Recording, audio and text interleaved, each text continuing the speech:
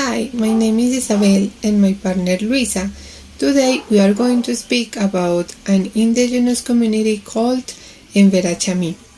Maybe when you are walking in the streets of your city, you could see a family or a woman with his child, with a different costume and speaking in a foreign language. They are from the community Emberá Chamí. Yes, Isa. Unfortunately, we can see them in that situation. The Emberá is an ethnic group divided in two, Dovida and Eyávida. Chamí is part of this last along to Catio community. Emberá means people and Chamí means mountain range, so they are the mountain range people, in opposition to the other Emberá communities. Currently, its population is around 29,094 people. Emberá split due to the colonization process, and afterwards by the touch with other cultures, the indigenous, the black, and the white. That's why every division has different characteristics. They live in different Indian communities in the departments of Antioquia, Caldas, Risaralda, and Quindío, but also they are located in lesser extent in the settlement in Valle del Cauca or Caquetá, and others lives in the urban environment by the forced displacement. They are organized in small communities. In the same home can live together the father, the mother, their kids, and their couples in case of they were married. Every home has a leader. Generally is the oldest man in the house. The community has a representative, but they are public figures, but not a traditional figure like shaman or chief. The dairy milk clothing is a colorful loincloth. Meanwhile, the female one is compounded by beautiful skirts full of flowers and big necklaces that cover up their breasts. The body paint is very used by Emberá. Their production system is based on tropical forest agriculture, on plots where they grow coffee, cocoa, chontaduro, corn, beans, and sugarcane, among other products.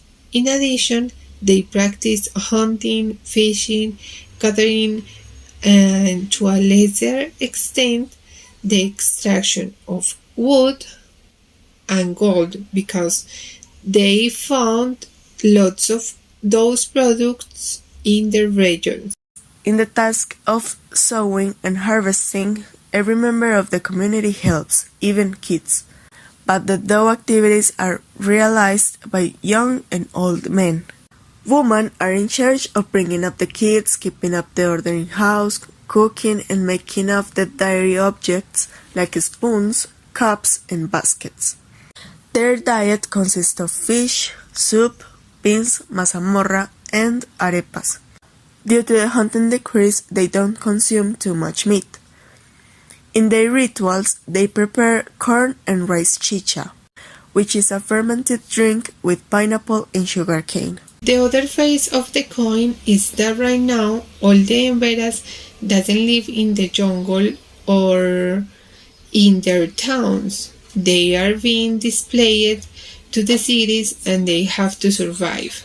So the most common thing that people can see in the streets in the cities is that the Embera used to ask for money, sell candies, and sell their handcrafted jewelry with their kids. The Emberá community have been suffering the forced displacement of the communities, the murders, massacres, threats, and armed confrontations between the Army of Colombia and the armed groups in the region.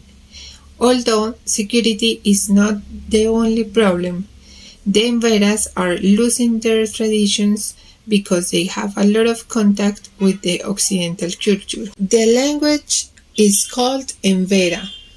It comes from the Wanana and it is related with the families of Arawak, Carib, and Chibcha. In conclusion, we think that the state needs to pay more attention to the heritage and the life of these communities because they deserve to guard their identity, but at the same time, they are humans and they need a place to grow their families, they need to have food, health, and education. They shouldn't survive every day.